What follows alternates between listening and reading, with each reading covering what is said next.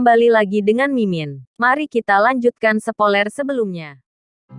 Aku menghormati orang dengan caraku sendiri. Sudah kuduga kamu akan mengatakan itu. 2. Dia tersenyum bahagia lagi. Setelah itu, dan sambil berjalan membicarakan hal-hal yang tidak penting, kami sampai di daerah pemukiman.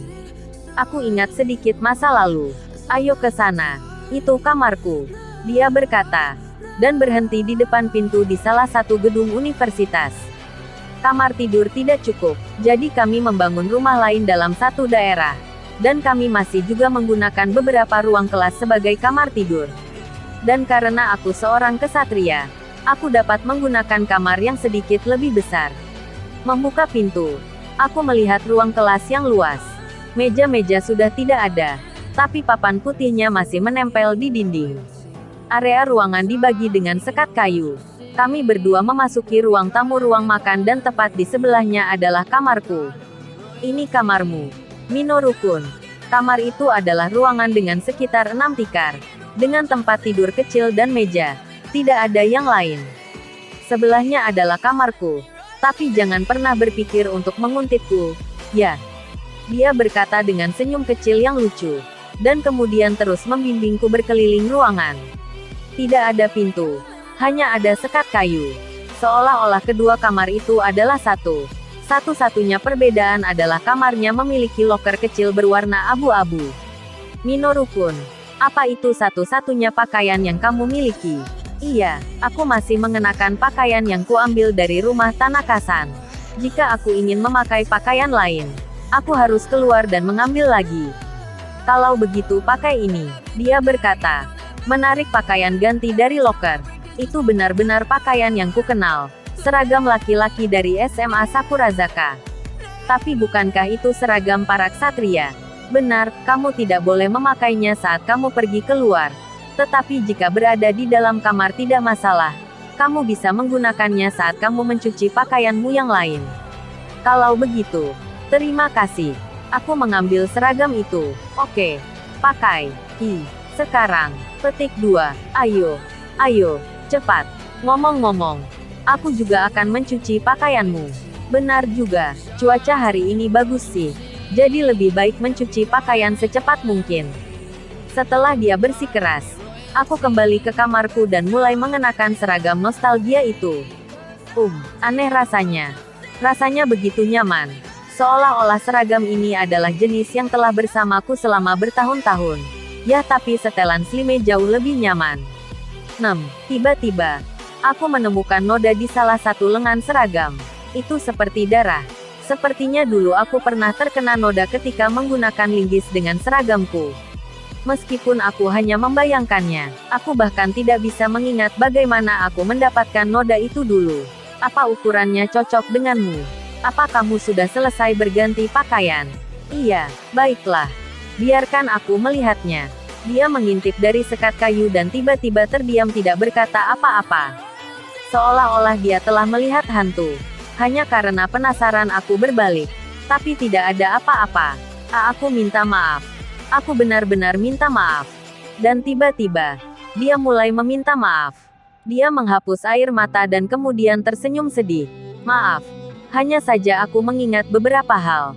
Tidak apa-apa, aku juga tertawa ketika aku mengingat sesuatu. Aku tidak bisa menahan senyum setiap kali aku mengingat beberapa gerakan sempurna atau pemandangan yang terdepan dalam bayang-bayang. Aku akan mengambil pakaianmu untuk dicuci. Aku akan segera kembali. Dia berkata. Berbalik, meraih pakaianku dan pergi. Dan akhirnya aku ditinggal sendirian.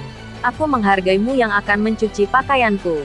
Tapi aku ingin kamu memberiku beberapa penjelasan terlebih dahulu. Tidak ada yang bisa dilakukan sekarang. Jadi aku duduk di sofa usang di ruang tamu. Itu pasti sofa yang mereka gunakan untuk pengungsi. Di atas meja ada cangkir, pena, beberapa catatan dan obat. Ada 2 jenis obat. Salah satunya adalah tablet putih. Dan satu lagi adalah tablet biru yang belum pernah aku lihat selama hidupku. Aku ragu itu stimulan. Ada banyak cara dan obat lain dengan efek seperti itu. Tetapi mengetahui betapa bertanggung jawab dan seriusnya Akane, aku sangat ragu dia akan menggunakan obat semacam itu. Kalau begitu, Obat apa ini? Aku memikirkan hal itu sejenak. Dan pada akhirnya aku berhenti peduli dan dengan malas berbaring. Gelombang. Dan pada saat itu, aku merasa seseorang sedang mendekat. Jadi aku segera menyesuaikan postur tubuhku. Kemudian pintu mulai berderit. Berderit saat pegangannya berpindah dari satu sisi ke sisi lain. Sudah jelas. Karena pintunya terkunci. Aku tidak tahu apa akan kubuka atau tidak. Tapi pada akhirnya aku hanya duduk di sana tanpa melakukan apa-apa. Suara itu semakin keras sampai pegangannya putus. Permisi. Tiba-tiba, seekor gorila memasuki ruangan. Jepang menjadi liar, pikirku. Tapi kemudian aku menyadari bahwa itu bukan gorila, tapi orang yang mirip gorila.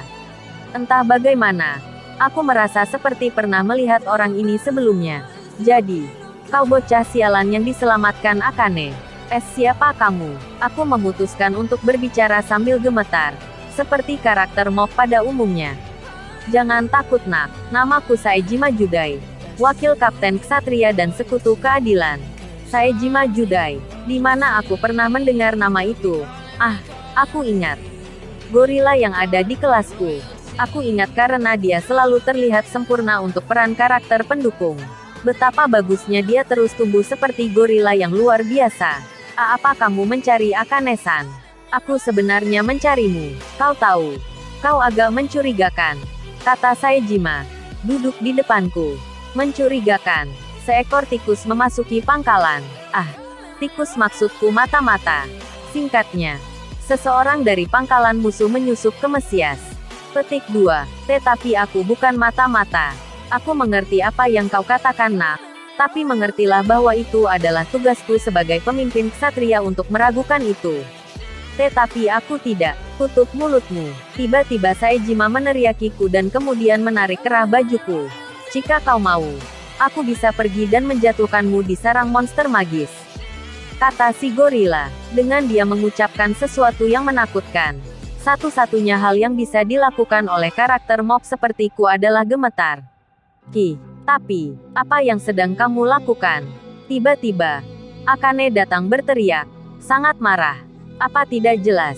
Menginterogasi dia. Saejima berkata tanpa melepaskanku. Interogasi. Dengan izin apa? Petik 2. Bukankah sudah jelas? Dengan izinku sebagai wakil kapten ksatria. Kau seharusnya memperhatikan bahwa ada tikus berkeliaran di sekitar pangkalan. Kan? Petik 2. Dia tiba 2 hari lalu.